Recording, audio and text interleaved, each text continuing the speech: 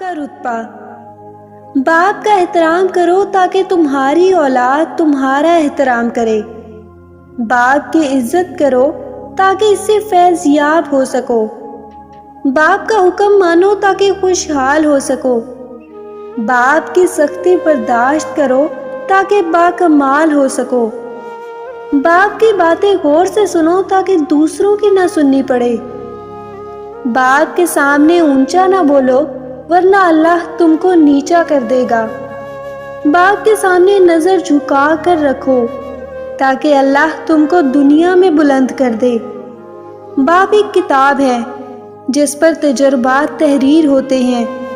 باپ کے آنسو تمہارے دکھ سے نہ گرے ورنہ اللہ تم کو جنت سے گرا دے گا۔ باپ ایک مقدس محافظ ہے جو ساری زندگی خاندان کی نگرانی کرتا ہے۔